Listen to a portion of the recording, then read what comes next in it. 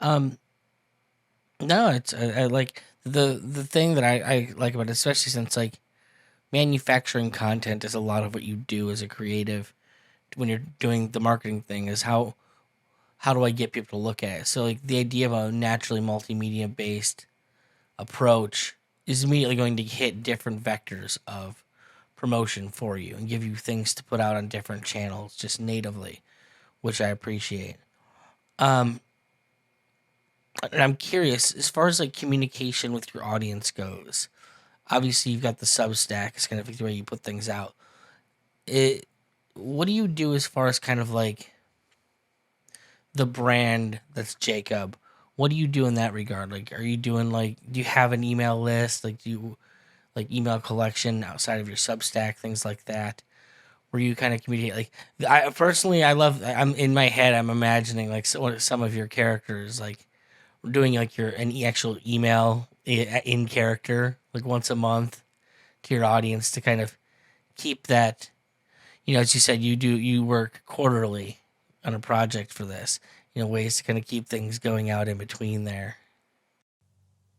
I I want to work on getting better at that because the only and this might also start spinning off into just talking about kind of the state of the independent market, especially in regards to fiction.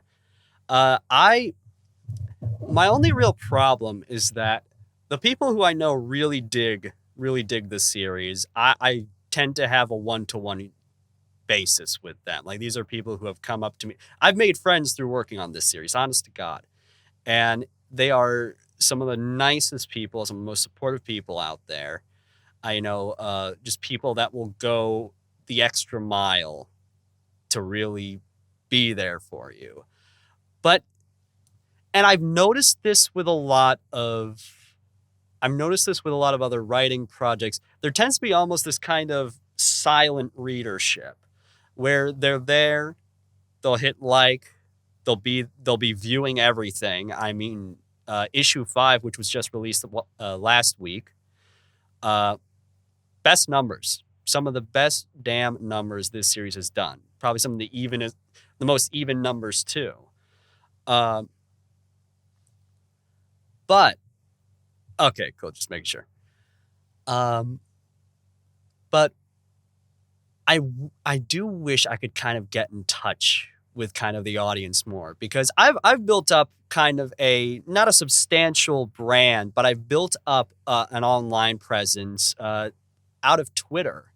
Initially as kind of a film buff who occasionally starts posting music, occasionally started posting music originally of the classical variety until I kind of fell into the synthwave thing and actually made a lot of friends through that too.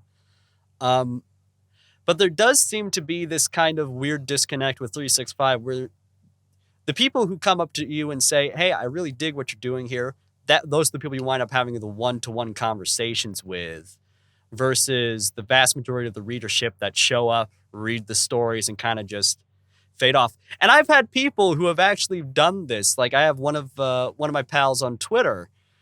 I've made beforehand, but who really got into the series. I rarely get a chance to talk with him because he has a gig in real estate and he's always busy. But whenever we chat and I ask him, "Hey, what did you think of the series?" He's like, "No, dude, I love this stuff." But it's never an active acknowledgement of that. It's kind of a when you wind up seeking it out more often than you wind up just receiving it out of hand. Um, and I think there are a few ways to rectify that, but I actually might argue that one of the better ways, even beyond just doing more of the email-based offerings, is building up kind of community hubs. I've been thinking about it, and I might finally pull the trigger on doing like a Discord server, because I've actually been hearing that there are a lot of people that are opting more towards Discord over conventional social media. And as this kind of continual, it's like a weird blend of like nastiness, but then ambivalence follows. Where it's like everyone taking jabs at each other and all of a sudden everyone falls back into shadow, which has kind of been what's happened to Twitter after a lot of the algorithmic changes. I think Discord might be a bit more of an interesting way to foster that kind of a relationship and that kind of an audience engagement with your audience outside of the actual, average vectors, like the email list. It's certainly a better way to do community. For sure, for sure. And as to the idea of kind of latching on specifically to the idea of kind of doing like in character email, I've been thinking about that. But I've always had kind of a hesitance.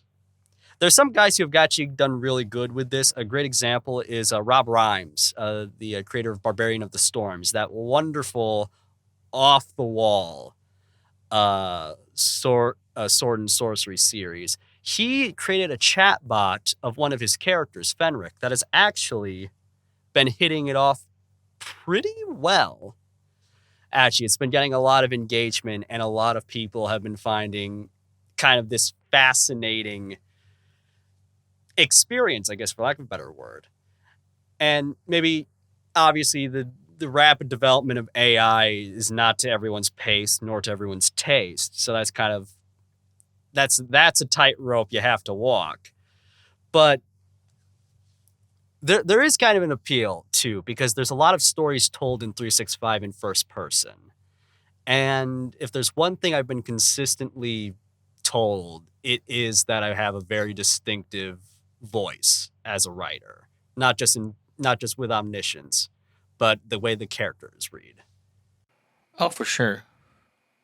Well, it's why I initially asked you. Like, you have characters that would lend well to kind of direct communication with your audience, and it's like if I remember like some of my favorite moments in like the early back in '90s comic books, or when you'd have like it would be like a stupid letters page at the end of the book, but they do like it'd be in Spawn, but it'd be done in like the voice of Clown. Right. There's these little Oh, man. moments where you're kind of Oh, absolutely. the characters are breaking the fourth wall talking to you. The moments like where Deadpool is, directly speaking to the audience. Those are fun moments, but only certain kinds of characters lend themselves well to that. And yours definitely strike me in that vein. Yeah, and well, that's also kind of part of the relatability aspect, because of the old phrase I always wind up saying is, I like to write characters you'd like to have a drink with. Very, very personal kind of people. And that's not to say that I go easy on them. There are stories where people get beat to hell and back. I mean, perhaps the best example was the very first Urban Avengers story, where Lita gets the fucking shit beat out of her by this android in this hand-to-hand combat. And it's this wonderful opening volley for the character, because she's the slug line for her was I think it was, looks like a hippie, shoots like a sniper, drives like a maniac. And so you have this kind of crazy, bat out of hell image for her. And she's fun. She has a lot of personality, but that never becomes, oh, she just overcomes all obstacles. No, she gets her shit pushed in. It's almost it's like Aeon Flux, except that she actually did come out at the end the victor.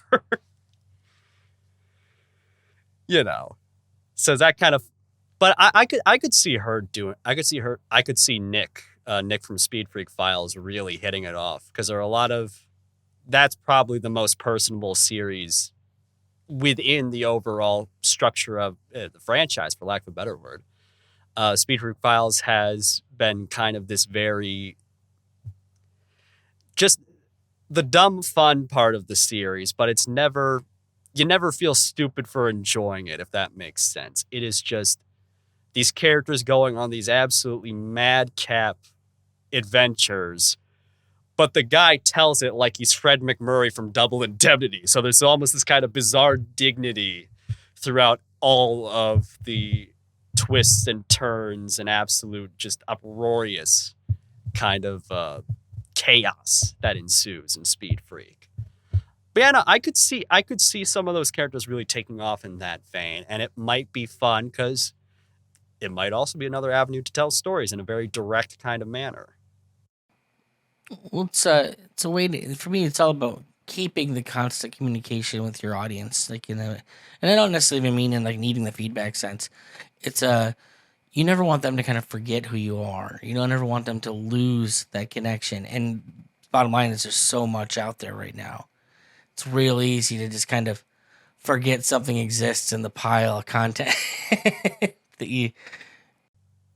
No, dude, that's actually this might be where I'll dovetail into the kind of the way I've looked at the wider markets and what maybe advice I'd give for people who want to get into doing anything creative, whether within the Iron Age space or just as an indie creator. The first thing is just to be kind to yourself, because you're going into a market that I would classify as not even competitive. I'd almost say it's worse than competitive. It's an apathetic market. Because not in the fact that they don't care about the work, not in the fact that they don't care about the creations, but that there's a lack of one-to-one communication in that regard. There are very few person-to-person like interactions you wind up having compared to, like, say, the old days where you had to go to the editor, hand him the manuscript, he'd read it in the office, or, you go to the book signings. For a lot of people who wind up starting out, it might feel, I'd say, alienating, especially considering how most of the action is online now. So you're never gonna. It's the difference between engaging on social media, but then you still feel like you're missing just a little bit of that human contact.